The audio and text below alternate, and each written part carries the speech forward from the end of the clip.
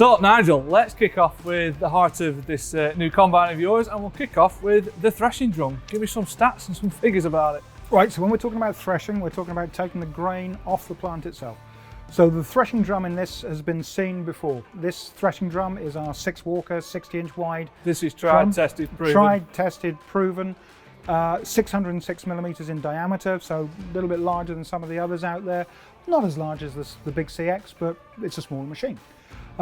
The key thing here with this machine is that, as we mentioned in the preamble, there is no rotary separator behind this machine. Since the mid-70s, we've put rotary separators in most of our traditional straw walker machines to get the extra powered separation area. We don't need it here.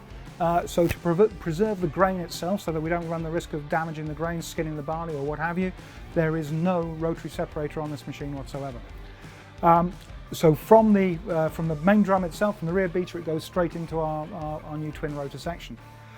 The way this thing is driven is we've got our Cursor 9 engine up at the top there. That is driving through a clutch system, so we don't tension belts and squeak belts to engage there's no sounding like a Jack Russell being stepped on when it engages. Exactly that. And obviously we don't want Jack Russells going anywhere too close to the inside of this machine. But what we do is we always try and get the drive system running at a high speed. That is why we drive into the variator here, and then we do a final reduction going down onto the main drum itself. That way, belts are very good at handling high power. What belts aren't good at is handling high torque. So by keeping the RPM of this variator system as high as we possibly can, that way we can control the torque running through the belt system, maximizing belt life. That's the key thing, and that obviously has an influence going on into reliability.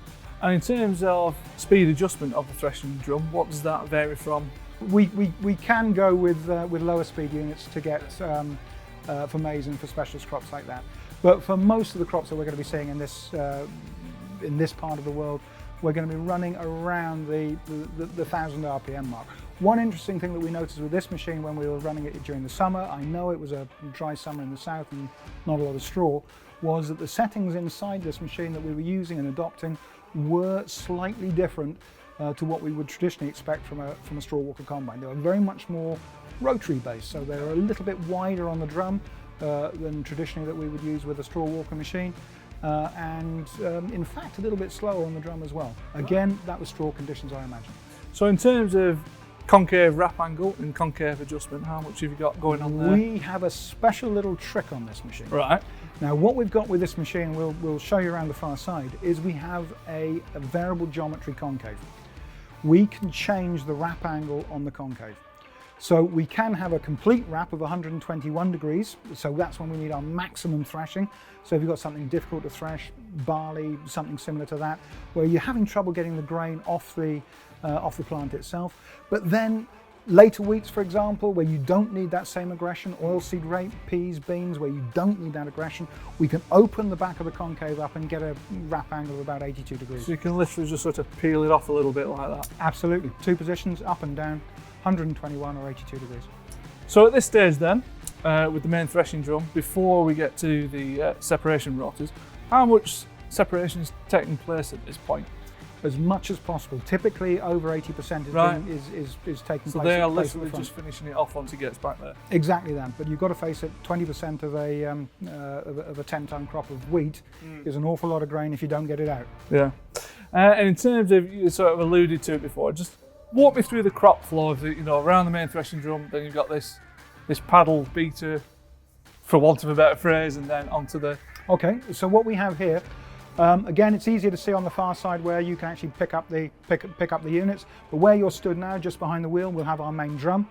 The crop goes under the main drum. The rear beater, in olden days people used to call it a stripper beater. It used to strip the crop off the drum. Again, that forces it down and underneath, and then it lifts up and it feeds from the top into the two rotors. By feeding from the top into the rotors, it's a little bit more power efficient, and we actually get better separation as it feeds into the rotor units.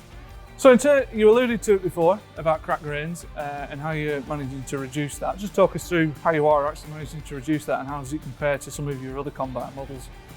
With a straw walker combine that uses a rotary separator in it, regardless of which manufacturer, you typically will expect to see somewhere in the region of about 5% cracked grain. And 5% cracked grain is getting perilously close to the limit that the maltsters will set for a rejected load. What we've seen with this machine, both in field test in previous years and also with the commercial activities that we've seen this year, is that we have seen sub 1% grain crackage, which puts it actually on a level with the CR. Right, Nigel, we shall continue to use our imagination a little bit here because we can't actually see them, but just tell us a little bit about your twin rotor separation area. Okay, well, the twin rotor separation, we mentioned earlier on in the preamble that obviously this is new for this year, but we've been using this system in South America for any number of years, and we've been testing over here for 3 years. So it's not a flash in the pan that we've just come up with. What we have here with the straw walkers missing off the combine, we've replaced them with a twin rotor setup. So each of these rotors 530 millimeters across, 3.5 meters long. So it is a different rotor to the one that we use in the wide frame CRs. 2-speed, 400 RPM or 700 RPM. What we found in testing, certainly in Northern Europe, was that we didn't need the added expense, complexity of a variator drive on it. Because we're a global organisation, obviously we test all over the world. Certainly in the drier conditions that we've seen in Southern Europe, because of the straw friability, then they rather fancy getting a variator put in for them. But we certainly haven't seen it. Typically what we'd use is 700 RPM for the cereal crops, 400 RPM for the super fragile peas, beans, oilseed rape crops. We have actually run at 400 RPM in cereals. Again, very friable wheat straw to maintain the integrity of the straw with no issues whatsoever. It runs quite smoothly through at that. Now, in terms of the engineering challenges, how did you manage to squeeze a pair of rotors in the back of this combine, which is essentially based on what, the CX7.70? It is. Well, the way that we managed to squeeze them in was we actually took the straw walkers off the 6.90, and there's an awful lot of space there that we can then use. This machine itself does use a slightly different cleaning shoe. It doesn't use the full self-leveling cleaning shoe that we use with CX and CR, or the big CX and the CR, because that actually takes up an awful lot of space or functional space inside the chassis. So with the walker module taken off, the two rotors fit in quite nicely. They are actually slightly shorter than the straw walkers need. Just shaved a bit off. Well, no, we haven't. We haven't shaved a little bit off the back end. Again, just to maintain the family look, if you like, of the combine. We've actually left the outside panels of the 6.90 on it. So you've got to look very closely to see the difference, but if there's numbers missing, you've got to look pretty closely to spot the difference between the CH and the CX 6.90. And in terms of the concaves sat under those rotors, what we got going on there? There's a fixed aperture concave underneath the rotor. Because it's doing separation and separation only, there's no need to start mucking around with different configurations of aperture or concave, if you like, underneath the rotors. With a CR, for example, where the same rotor does both the threshing and the separation, then obviously we have to have different configurations. You want to tailor it a bit more to each crop and condition. Exactly that. But with this machine, all we're after is maximum separation power, so we have the same size of square, if you like, of opening, all the way through the rotors, all the way up. The rotor covers themselves, on top of the rotors that control the speed at which the crop flows through the rotors, they are fixed on this. So unlike CR, where we can actually change the configuration remotely on the bigger machines as well, we don't need to do that with CH. So fixed rotor covers on the top, fixed aperture openings underneath it as well. And in terms of, from a maintenance point of view, are the concaves segmented at all? You know, in terms of they are segmented. Getting them in and out? They are segmented, so if there is a need to take them in and out, it can be done. Obviously, the field test boards, when they were doing their proving of the concept, were playing around with different configurations to see if they could get any improvements out of it. So it is a relatively simple job to be able to take those openings out. So what sort of separation are we talking? We're talking approximately 2.9 square meters. So while we're still on this side, Nigel, talk me through your sieve design and what you got going on underneath there. Okay, well the sieves on this machine We've got approximately 5.2 square meters under wind control. What we have is a pre-sieve, a upper sieve, lower sieve, as you'd find. All of them adjustable. The upper and the lower sieves are actually remotely adjustable from the cab. Typically for the United Kingdom, we will have an 1.1/8" sieve, which is our standard small grain sieve, although there are other sieves available that we can do for specialist applications.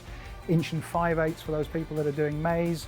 We do have a sieve that's called the cloth sieve, which is a special petal shape that we can use in very, very damp conditions. So we'd use that for conditions where people are using a high organic material going through the combine, and for those people that might be doing crimping. If they have problems with the 1.1/8" small grain sieve, we can put the cloth sieve in there to do that. The sieve system itself is what we refer to as SmartSieve. Now, what SmartSieve is it is a system that does the leveling. I've said already we don't use self-leveling on this machine. We use a sideways shaking system. But so it's actually throwing it. It's actually throwing it throwing it uphill. But the key thing here, and the reason that it's a smart sieve, is that it adjusts how much it throws it uphill, not just based on the inclination that the combine is, but also based on the material that's on the sieve itself. Larger grains, peas and beans, they don't need so much effort to throw them up the hill, whereas something like grass seed, oilseed rape needs much more of a shove. So for the same inclination, the sieve will actually throw differently, whether it's a light crop or a heavy crop on the sieve unit itself. What decides that is the fan speed.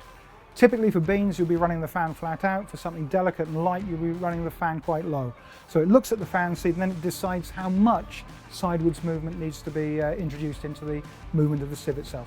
So it's a clever little sod then. It's a clever little sod. It's quite an effective little sod. And in terms of your maximum slope that it will compensate for, what is the steepest angle? Or? We reckon that it'll compensate for 25%. Oh, it's a fair chunk. It's a fair lean over. You've got to be very careful with this sort of sieve system about comparing data. As I've already said, beans obviously don't need so much of a sideways throw. So if we put the maximum sideways throw with beans, that obviously gives you a inflated opinion of how much compensation you can actually get. But for typical small grain applications, 17 to 20% is where you'd expect it to be. And as you mentioned before, if you wanted to physically level the combine, you've still got your laterale option. We've still got the laterale, and the laterale option can be combined with the SmartSieve as well, at which case you will be leaning over the combine at butt-clenching angles. In terms of that laterale, do you sell many of those in the UK? Not many in the UK, primarily because we have a credible alternative with the SmartSieve. Perfect.